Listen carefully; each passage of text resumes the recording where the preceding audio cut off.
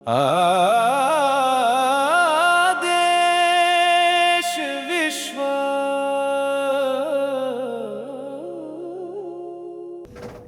नमस्कार। तेरा मुझसे है पहले का नाता कोई तेरा। तेरा अशुभ, तेरा शुभ। हां, मी काही ज्योतिषी नाही आहे किंवा मी असं पंचांग किंवा पत्रिका बघणाराही नाही आहे, पण तेरा बऱ्याचदा असं व्हायचं की माझे जेव्हा मित्र मला भेटायचे आणि एखादी गोष्ट आपण करणार आहोत किंवा करूया का रे, किंवा अमुक ठिकाणी जाऊया का रे, नको नको नको 13 तारीख आहे. मला नेहमी लहानपणापासून प्रश्न पडायचा, 13 13 13 काय आहे एवढं. मी प्रत्येक वेळेला ना काही काही चांगलं काहीतरी करायचं आहे आणि आपण बघितली तर सुरुवात करायची आहे तर 13 तारीख आहे नको. मागे वळून बघतो ना जेव्हा, आता जेव्हा हा इतका प्रवास आणि प्रवासातले इतके टप्पे पार करत असताना मागे वळून बघतो तेव्हा माझ्या लक्षात येतं की 13चं आणि माझं काय नातं आहे. जरा शोधूया तर आपल्याला कुठल्या कुठल्या 13 या आकड्यांनी काय काय केलेलं आहे. आणि मग मी विचार करायला लागतो की खरंच रे काय असेल. मागे वळून बघतो तर जेव्हा मला होम मिनिस्टर या कार्यक्रमासाठी विचारलं आणि त्यावेळेला सुद्धा एक मला झी मराठीवरती एक चक्रव्यूह अशी कुठली तरी एक मालिका होती आणि ती बंद होणार होती. वर्ष होतं 2004 आणि ती बंद होऊन नवीन मालिका सुरू होणार होती ना, त्यासाठी एक 13 दिवसांचा मधला वेळ होता. तर त्या 13 दिवसांसाठी काहीतरी करता येईल का असं मला विचारलं होतं. आणि मग मी मुळात काम पाहिजे, कामाला देव मानलेला आहे, अपेक्षा कुठल्या करणार. आपल्यासमोर आलेलं जे काम जितका वेळ आपल्याला ठरवलेलं आहे तेवढा वेळ करायचं. आणि त्यामुळे मला जेव्हा त्यांनी विचारलं 13 दिवसांसाठी हा करायचं आहे, मला आता असं वाटतं की तो 13 माझ्यासाठी किती महत्त्वाचा ठरला. कारण 13 दिवसांचा प्रवास आता जवळजवळ 22-23 वर्षांपर्यंत येऊन पोहोचणार आहे. म्हणून आज ना म्हटलं जरा बऱ्याच तारखा या नवीन पर्वाला होम मिनिस्टरच्या सुरू होत असताना जरा मागे वळून बघूया तर काय काय घडलं आहे. मग तेव्हा लक्षात आलं की अरे हो, होम मिनिस्टरचा पहिला भाग टेलिकास्ट झाला होता, तो सुद्धा 13 सप्टेंबर 2004. कसं असतं त्यानंतर कधी विचारच केला नाही. महाराष्ट्राच्या घराघरात जायचं, घराघरातल्या माऊलींना भेटायचं, त्या कुटुंबाबरोबर आनंद साजरा करायचा.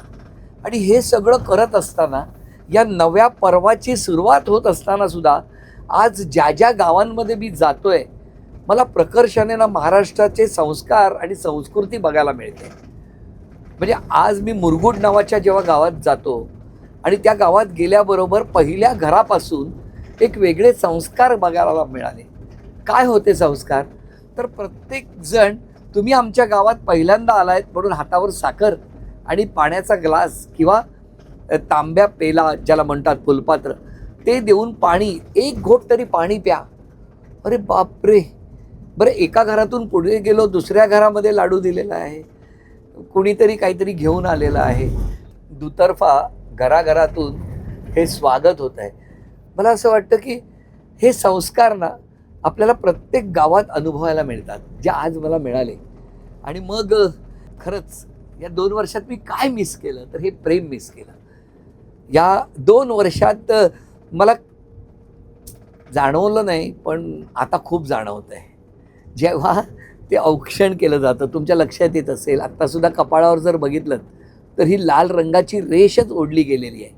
आणि ही रेष कशामुळे ओढली गेली आहे तर ते जे कुंकू लावतात ते कुंकू हल्ली रंगाचं मिळतं. पूर्वी हळदीचं कुंकू होतं. हळदीपासून तयार केलेलं जे कुंकू आहे किंवा हळदीचं कुंकू ज्याला म्हणतात ते मात्र असं चिकटत नाही. पण त्या रंगामध्ये, कुंकुवामध्ये जेव्हा रंग मिसळला जातो तेव्हा ती असं लाल होतं. बघितलं हे सगळं. हे पुन्हा एकदा ही लाल रेष कपाळावर भाग्याची उमटली आहे असंच जणू मला आत्ता वाटू लागलेलं आहे. आणि या प्रवासात 2 वर्ष हे सगळं मी मिस केलं होतं. तो चेहऱ्यावरचा आनंद, ती थोडंसं बोलल्यानंतर येणारं त्यांच्या चेहऱ्यावरचं हसू हे पुन्हा मला मिळायला लागलं आहे. आणि म्हणून या सगळ्या तारखा आठवत असताना मार्च महिन्यातली 2026 मधला तो फोन,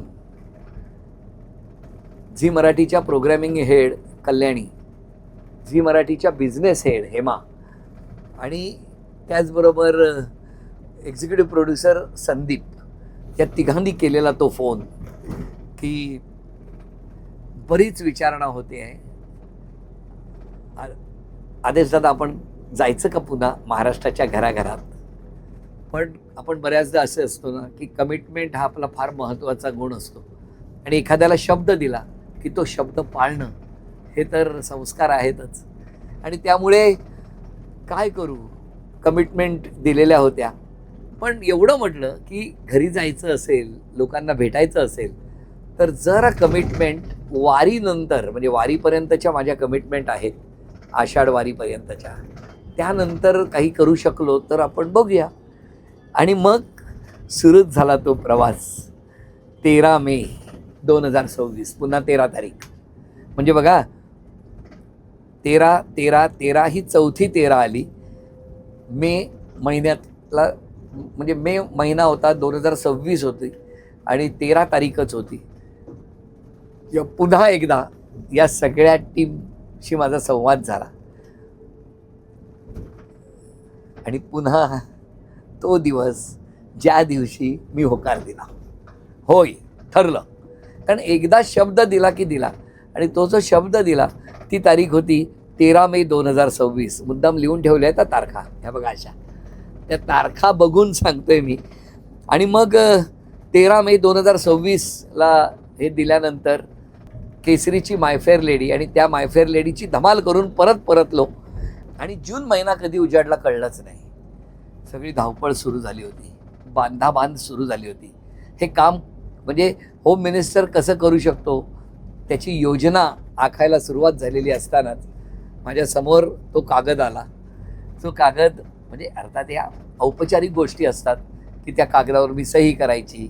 ती सही केल्यानंतर कार्यालयीन कार्यवाही पूर्ण होते आणि ज्याच्यामुळे एक लिखित कमिटमेंट होऊन जाते. आणि तो दिवस 13 जून, ज्या दिवशी ॲग्रीमेंटवरती सही झाली. पुन्हा 13 तारीख, पुन्हा चांगलंच झालं ना. 13 तारीख जुलैमध्ये आषाढ वारी सुरू झालेली होती.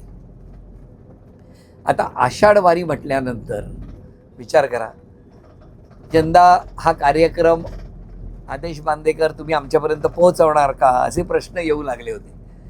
आणि मग काय करायचं, कसं करायचं, आपण तर वारीला जायचं. सोहमने मला सांगितलं होतं, बाबा काही झालं तरी चालेल, यंदा आपण वारीत जायचं.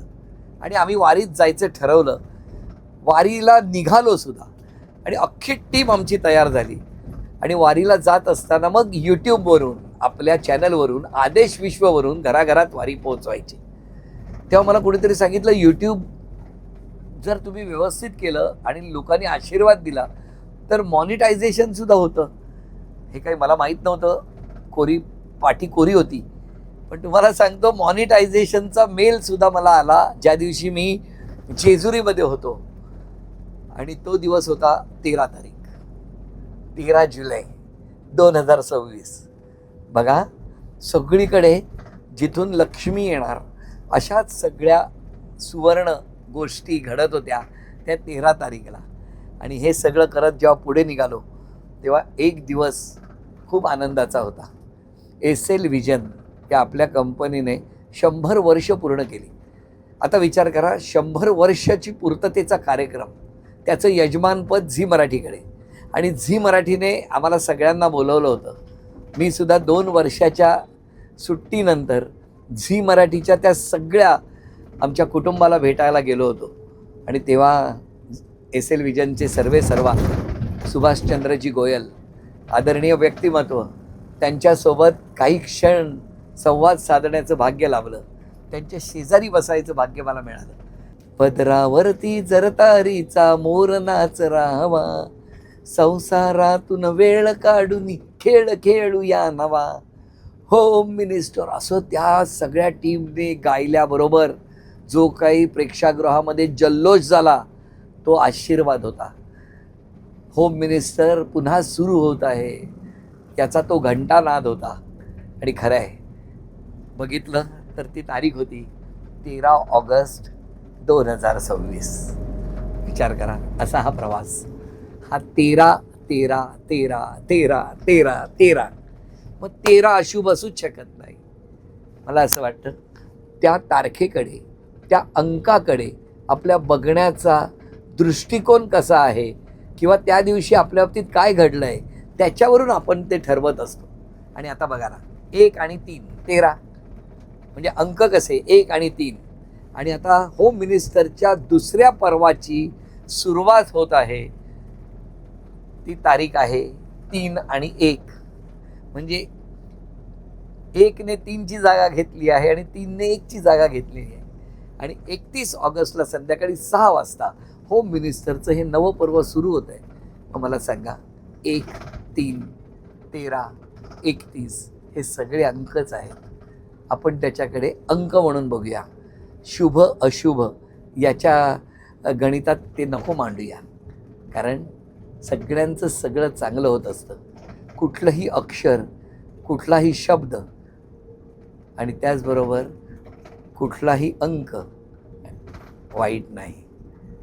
सगळं शुभ मानूया आणि सगळ्यांचं शुभ चिंतूया. हेच मला असं वाटतं या प्रवासात मी ठरवलेलं आहे आणि तेच मी आजपर्यंत केलेलं आहे. हे संस्कार घेऊन आपण पुढे जाणार आहोत. 13 शुभ अशुभ 13 13. नमस्कार. आ